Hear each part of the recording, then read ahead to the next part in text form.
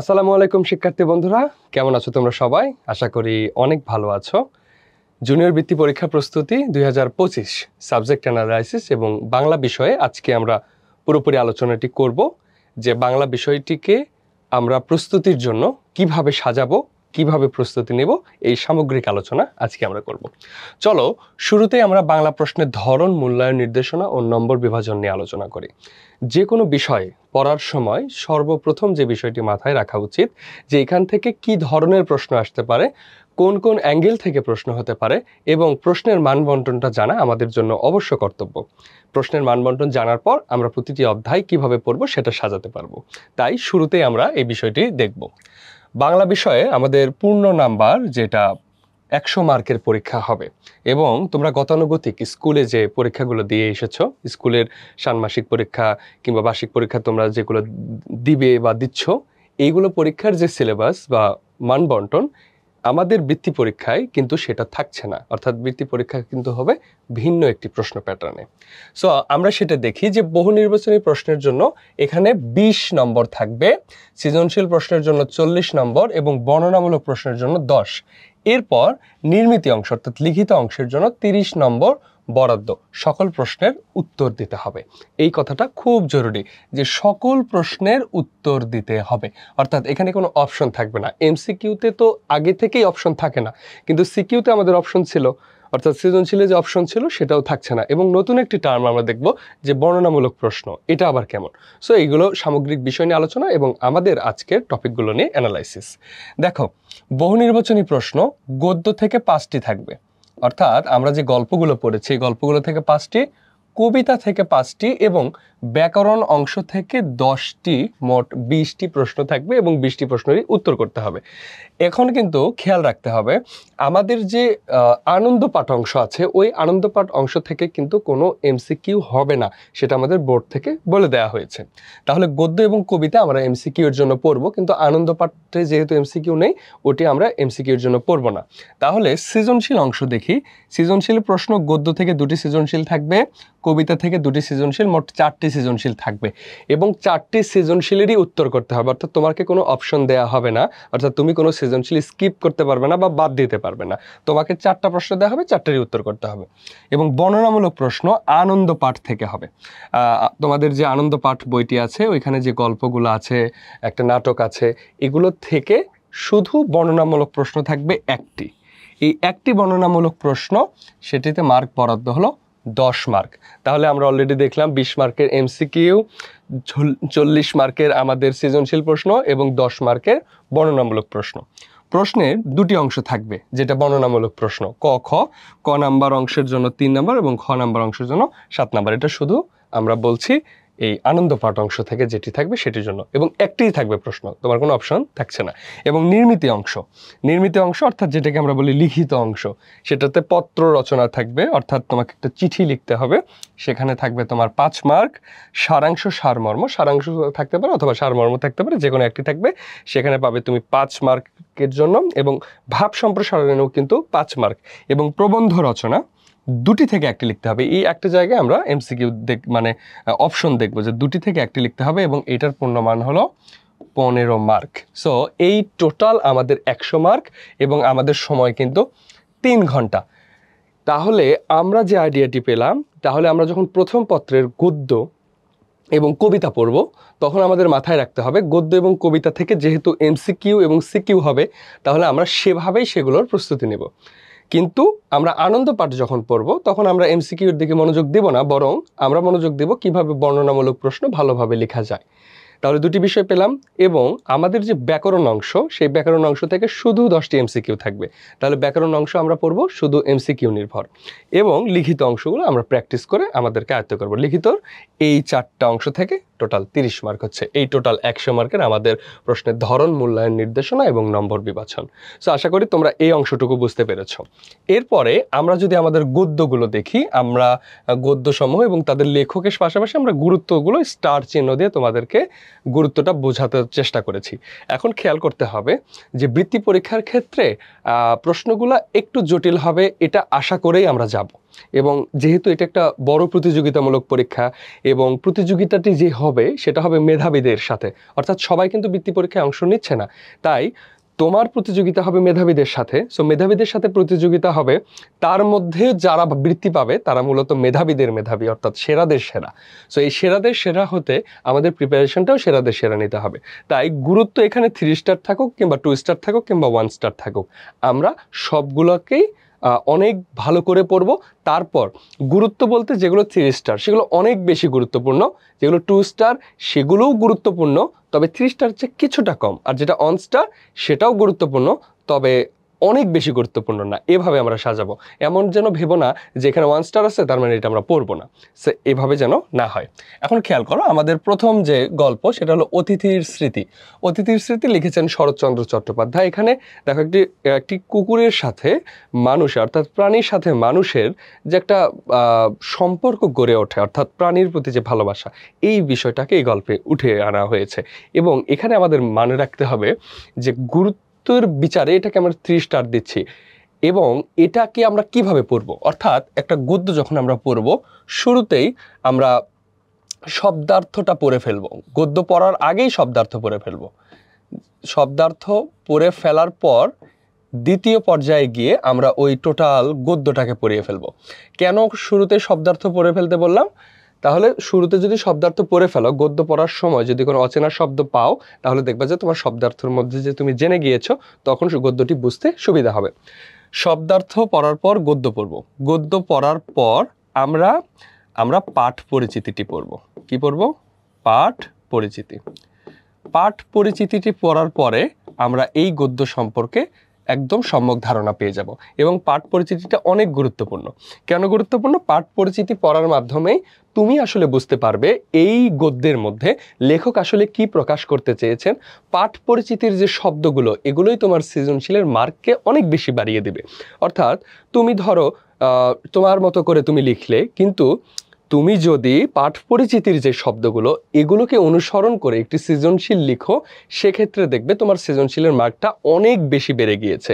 কেননা যেই পাঠ পরিচিতিটি আছে ওখানে অনেক অভিজ্ঞ শিক্ষক মণ্ডলীরা চমৎকার শব্দ ব্যবহার করে পাঠ পরিচিতিটি লিখে, সেটি যদি তোমার আত্মস্থ এবং মুখস্থ থাকে, সেক্ষেত্রে তোমার সৃজনশীলের মার্ক অনেক বেশি বেড়ে যাবে।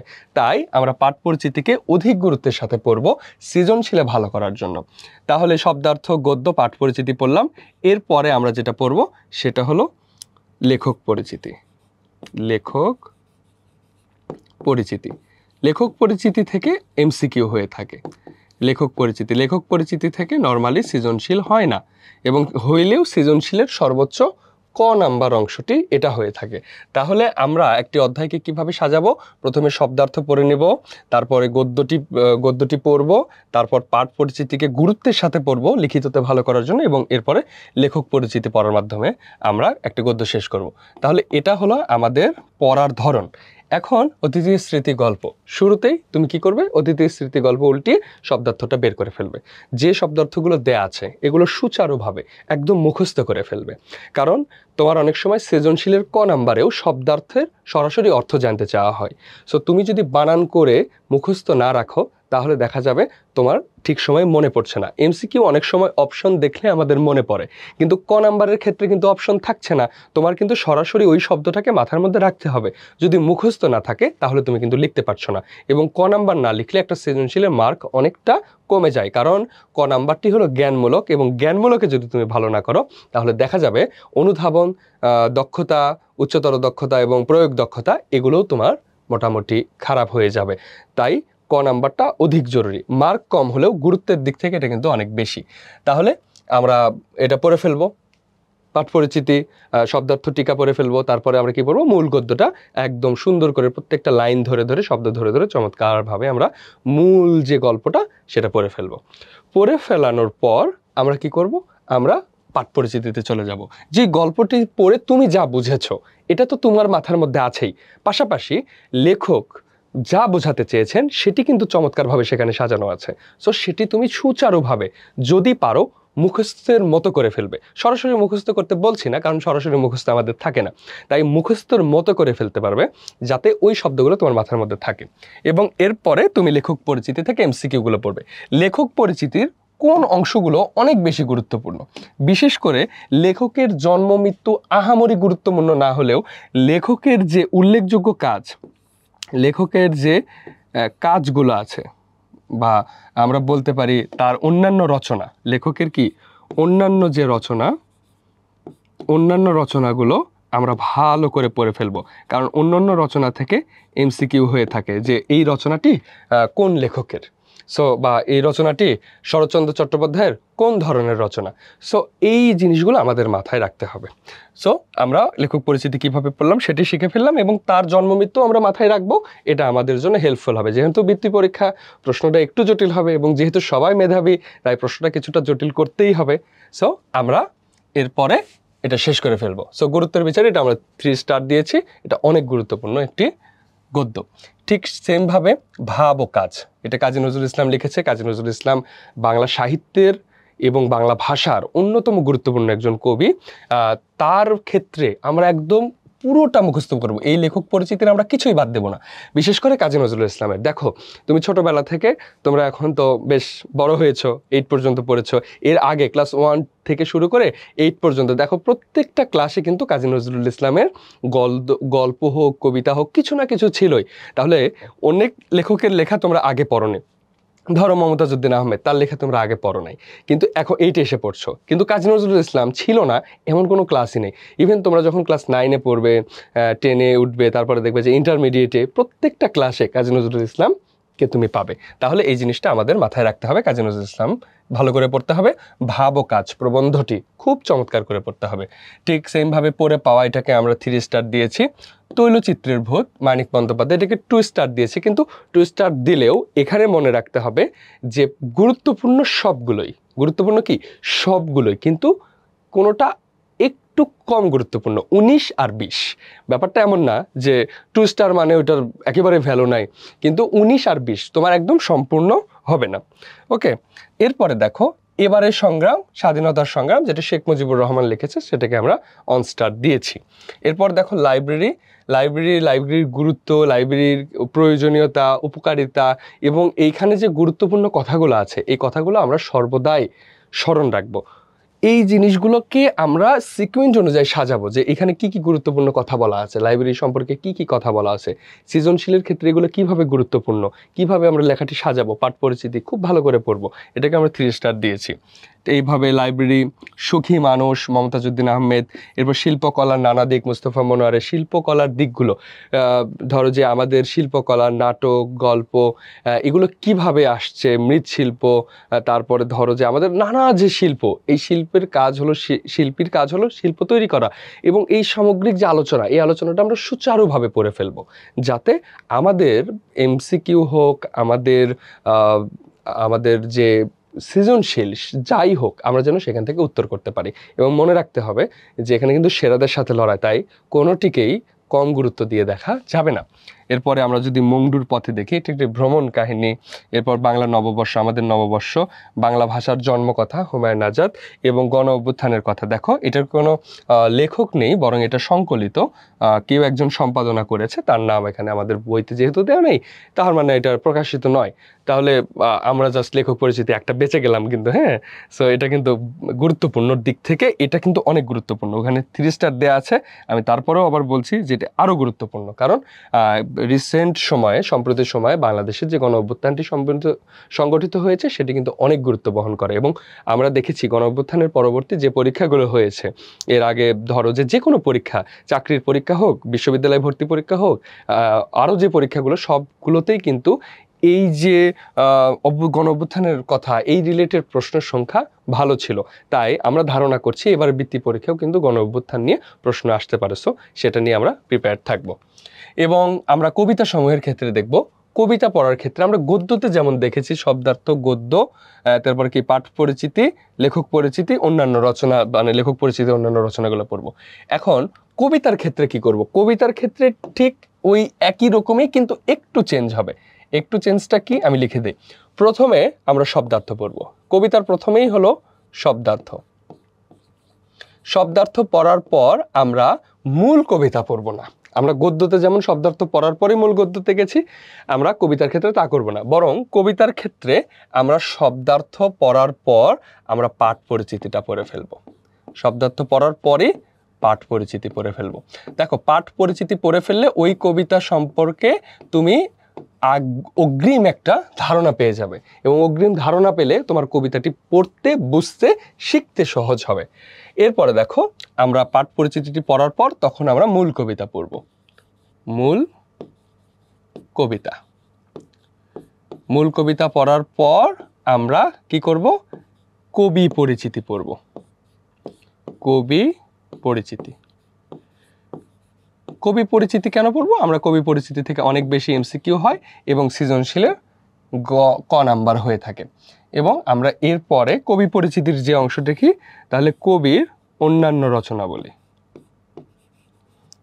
অন্যান্য রচনা বলি। এই বিষয়গুলো পড়ার মাধ্যমে কিন্তু আমরা কবিতাগুলোকে সাজাবো। এখন দেখো, শুরুতেই আমরা মানব ধর্ম যে কবিতা সেটি দেখি, লালন শাহ লিখেছে। সো লালন শাহ সম্পর্কে আমরা জানবো। তার আগে, সবার আগে আমরা শব্দার্থগুলো শিখবো। শব্দার্থগুলো শেখার পরে আমরা পাঠ পরিচিতিতে গিয়ে দেখব যে মানব ধর্ম কবিতায় আসলে লালন কি বোঝাতে চেয়েছেন সেটি কিন্তু ওখানে চমৎকারভাবে সাজানো আছে। ওটা পড়ার পর আমরা মূল কবিতা পড়ব। মূল কবিতা পড়ার পর আমরা কবি পরিচিতির ইনফরমেশনগুলো মুখস্থ করে ফেলবো। এরপর বঙ্গভূমির প্রতি এই কবিতাটি মাইকেল মধুসূদন দত্তের।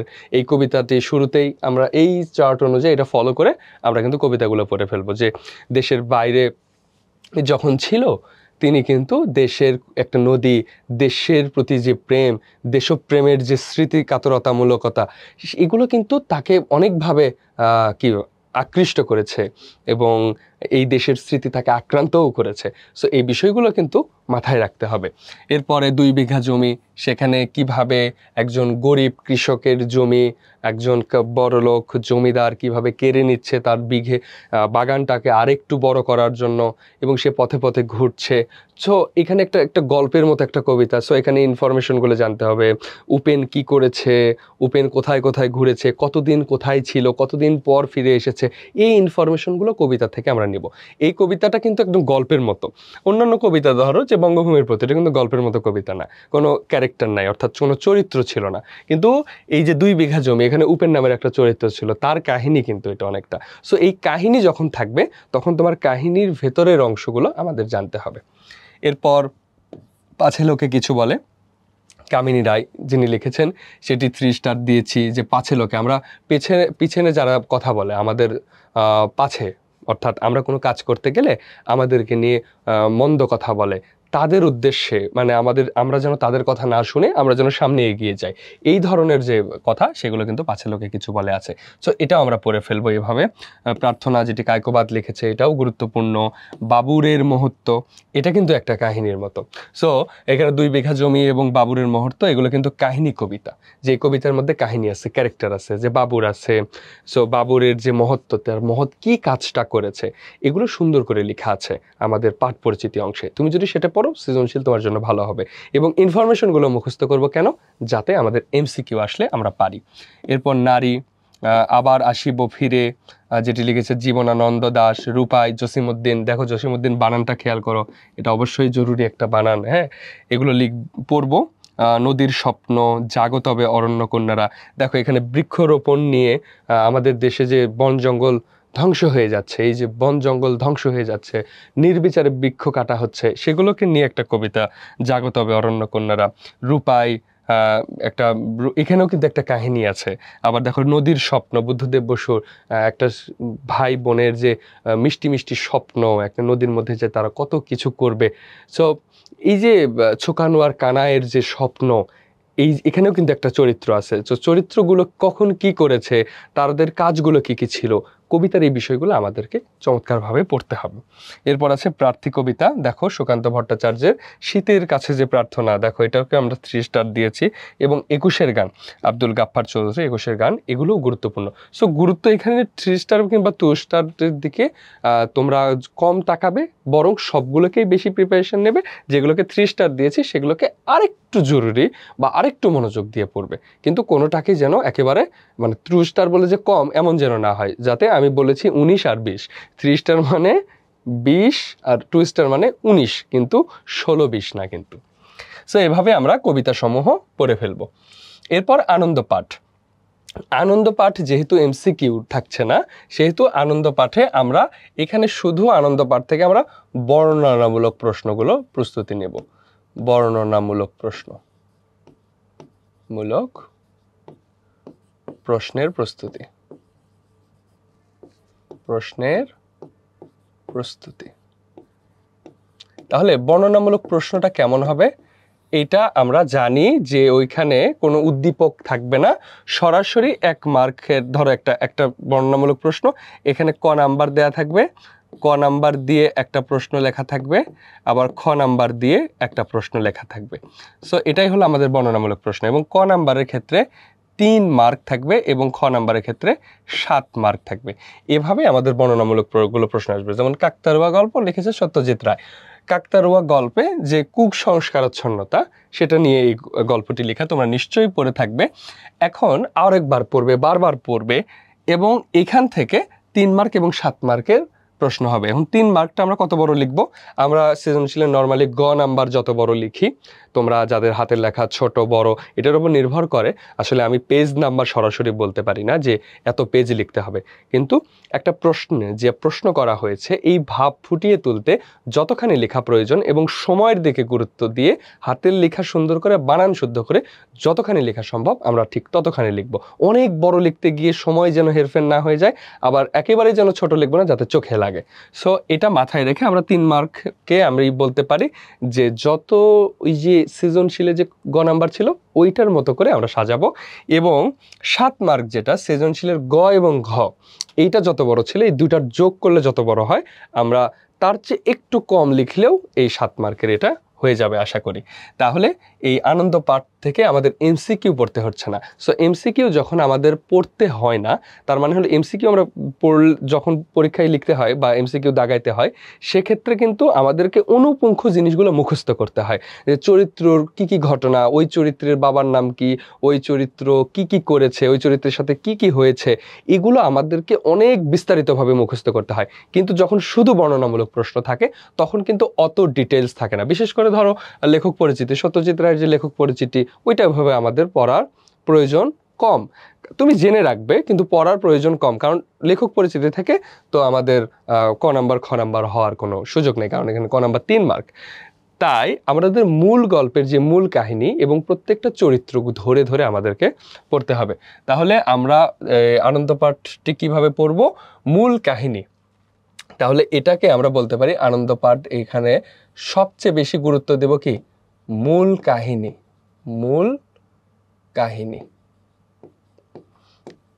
মূল কাহিনী যদি আমরা স্পষ্টভাবে জানি এবং কে কে কাহিনীটা ঘটিয়েছে, ওই কাহিনীর সাথে যে চরিত্রগুলো, এই চরিত্রের নামগুলো পড়ে ফেলবো। যখন তুমি পড়ে ফেলবা তখন কি করবে? টপিকের নাম দেবে যে কাকতাড়ুয়া সত্যজিৎ রায়, তারপরে তুমি লিখে ফেলবে এখানে কি কি চরিত্র আছে, মূল ঘটনাটা তুমি খাতায় লিখে এভাবে পড়াশোনা করবে। এবং দেখো সেখানে আমি 3 স্টার গুরুত্ব দিয়েছি। এবার দেখো নয়াপত্তন, যেটি জহির রায়হান লিখেছে। দেখো যে সবাই মিলে যদি একটা সৎ কাজের মানে আগ্রহ প্রকাশ করা হয় তাহলে সেই কাজটা কিন্তু সহজেই সম্পন্ন হয়।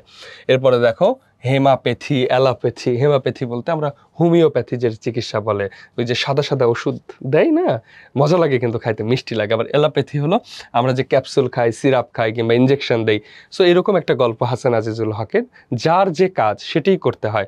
অর্থাৎ যখন অ্যালোপ্যাথি ডাক্তারের কাছে অনেক রুগী গেল, তখন হেমাপ্যাথি ডাক্তার সে কিন্তু অ্যালোপ্যাথি ডাক্তারের ওই একটা ইনজেকশন নিয়ে এসে ইনজেকশন পুশ করতে গিয়ে কিন্তু সুই ভেঙে ফেলে এবং বিপদ হইতে পারতো।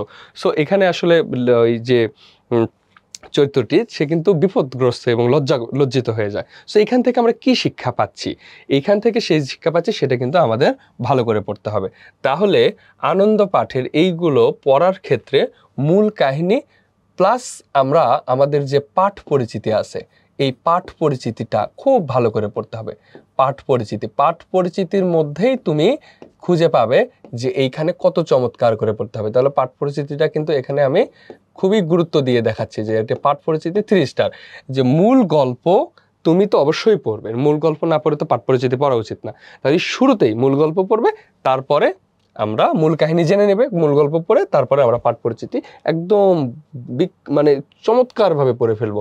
তাহলেই কিন্তু আমরা এই আনন্দ পাঠ সম্পর্কে ভালো আইডিয়া পাবো।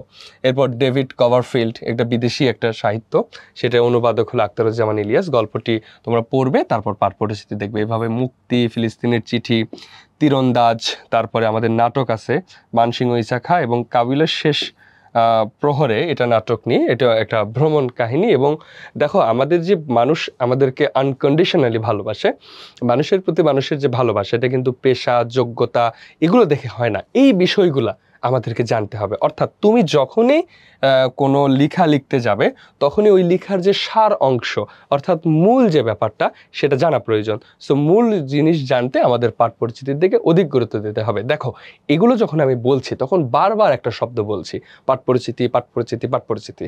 সো বাংলার এই যে বর্ণনামূলক প্রশ্ন লেখার ক্ষেত্রে পাঠ পরিচিতি অনেক গুরুত্ব বহন করে। তুমি পড়লে যখন লিখতে যাবে দেখবে যে তোমার লেখা অনেক বেশি সুন্দর এবং সাবলীল হচ্ছে। অলরাইট, এরপরে যদি আমরা দেখি ব্যাকরণ অংশ। সো ব্যাকরণ অংশ থেকে শুধু এমসিকিউ থাকবে, শুধু এমসিকিউ থাকবে কয়টি? 10টি। এবং এমসিকিউতে কোনো অপশন থাকে না, নিশ্চয়ই জানো। এবং ভাষা, সো ভাষা কবে উৎপত্তি, কোথায় উৎপত্তি, পৃথিবীর মধ্যে কততম ভাষা বাংলা, এবং ভাষা রিলেটেড আমাদের বাকযন্ত্র আছে ওখানে, যে যে টপিক আছে। এবং এই টপিকগুলো পড়ার ক্ষেত্রে আমাদের অধিক গুরুত্ব দেব কাকে? আমাদের অনুশীলনী যেগুলো আছে, অনুশীলনী। দেখা যায় আমাদের পরীক্ষাগুলোতে এই অনুশীলনী থেকে অনেক প্রশ্ন হয়, যে আমাদের ওই যে অধ্যায়, ধরো যে ভাষা, এই অধ্যায়ের যে অনুশীলনী আছে, একদম অধ্যায় শেষে দেখবা অনুশীলনী আছে। অনুশীলনীটা পড়ার পরে আমাদের ভাষা বলার পরে ওইখানে যে ভেতরের কথা, ধরো ভাষাতে হয়তো প্র্যাকটিস নেই বা উদাহরণ নেই, কিন্তু ধ্বনীয় বর্ণ, যখন আমরা ধ্বনীয় বর্ণ পড়বো তখন দেখবে অনেক বেশি উদাহরণ আছে। সো এই উদাহরণগুলো থেকে কিন্তু আমাদের অনেক বেশি প্রশ্ন হয়। তাহলে উদাহরণকে যদি আমি মানে মার্কিং করতে চাই, গুরুত্ব দেখাইতে চাই, তখন একটা অধ্যায়ের মধ্যে উদাহরণ খুবই গুরুত্বপূর্ণ। মানে উদাহরণ কি খুবই গুরুত্বপূর্ণ। তুমি উদাহরণ বেশি বেশি পড়বে এবং তারপরে কি করবে? অনুশীলনী করবে। অনুশীলনী গুরুত্বপূর্ণ, তবে উদাহরণ বেশি গুরুত্বপূর্ণ। তাহলে একটা টপিক যখন পড়া ফেলবে, তুমি টপিক তো পড়বেই, টপিক সম্পর্কে তো তোমার আইডিয়া আছেই। যেহেতু এখানে এমসিকিউ হবে, সো এখানে তোমার লেখার ফাংশনটা কম কিন্তু বুঝার এবং এমসিকিউর ফাংশনটা বেশি, তাই অপশনগুলো ঠিকভাবে যেন তুমি উত্তর করতে পারো সেজন্য বেশি বেশি উদাহরণ পড়বে এবং অনুশীলনী করবে। এভাবে সন্ধি, সন্ধি কত প্রকার, কি কি, স্বরসন্ধি কি, ব্যঞ্জন সন্ধি কি, বিসর্গ সন্ধি কি, সন্ধির বিশ্লেষণগুলো বিশেষ করে তুমি কিন্তু সংজ্ঞাগুলো তোমার খাতায় লিখতে হবে না, কিন্তু সংজ্ঞাগুলো মাথার মধ্যে রাখবে। এবং তোমাদের যে উদাহরণগুলো আছে, স্বরসন্ধির যে উদাহরণগুলো আছে, এই উদাহরণগুলো জানতে হবে। এবং যে কোনো একটা উদাহরণ তুলে দিয়ে তোমার এমসিকিউ হতে পারে যেটি কোন সন্ধি, তাই তোমাকে প্রত্যেকটা উদাহরণ অনুশীলনী খুব ভালো করে পড়তে হবে। কনসেপ্ট আশা করি তোমরা অলরেডি যারা বৃত্তি পরীক্ষা দিবে তোমরা কিন্তু তোমাদের স্কুলের পরীক্ষার জন্য এগুলো পড়ে ফেলেছো। তাই এই পরীক্ষার জন্য তোমরা এক্সট্রা কি করবে? যখনই পড়বে তখন জাস্ট ব্যাকরণের এমসিকিউগুলো প্র্যাকটিস করবে, অনুশীলনী এবং উদাহরণ খুব ভালো করে পড়বে।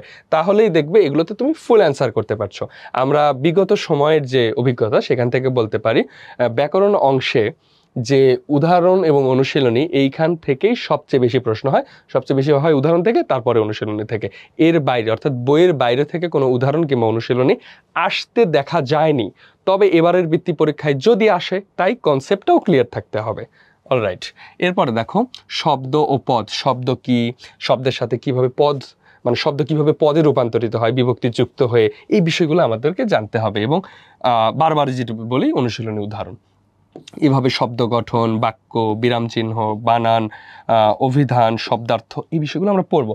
দেখো আমরা কিছুর ক্ষেত্রে দেখো বানানের ক্ষেত্রে আমরা 3 স্টার দিয়েছি। বানানটা বেশি করে পড়বো কেন?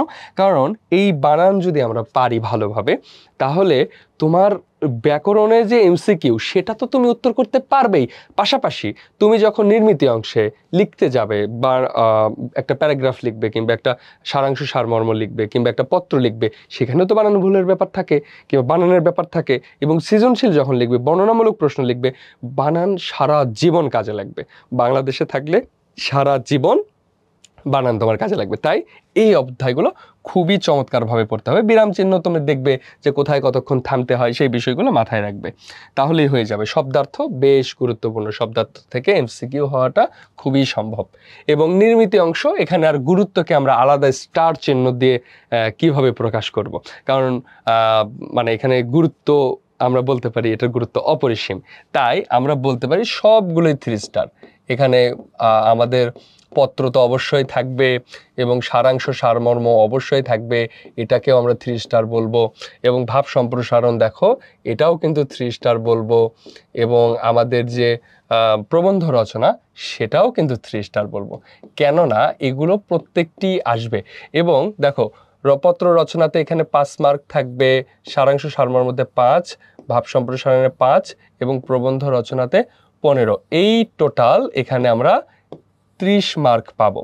এবং খেয়াল করতে হবে, তোমার পরীক্ষা 3 ঘন্টা সময়কে তুমি সুন্দর করে ভাগ করে তোমাকে লিখতে হবে। এখানে 30 মার্ক থাকছে। আবার তোমার সৃজনশীল লিখতে হবে কত মার্কের? 70 মার্কের সৃজনশীল কিন্তু তোমাকে, সরি মানে সৃজনশীলে কিন্তু 30 মার্ক, আর এখানে 40 মার্ক, এখানে 30, তাহলে 40 আর 30 কত হলো? 70। এবং তোমার বর্ণনামূলক প্রশ্ন লিখতে হবে 10 মার্কের। 80 মার্কের শুধু লিখিতই লিখতে হচ্ছে, এবং এমসিকিউ থাকছে মাত্র 20 মার্কের। তাই 80 মার্কের লিখিত লিখতে গেলে আমরা জানি নর্মালি একটা এমসিকিউ, ধরো 20টা এমসিকিউ, তোমার সময় সর্বোচ্চ কয় মিনিট লাগতে পারে? তুমি যদি পারো, তুমি 10-12 মিনিটের মধ্যে এমসিকিউ শেষ করতে পারবে। কিন্তু একটা সৃজনশীল কিন্তু তোমার লিখতে অনেক সময় লাগে, অর্থাৎ একটা সৃজনশীল লিখতে মিনিমাম তোমার 22-25 মিনিটের মতো সময় লাগে।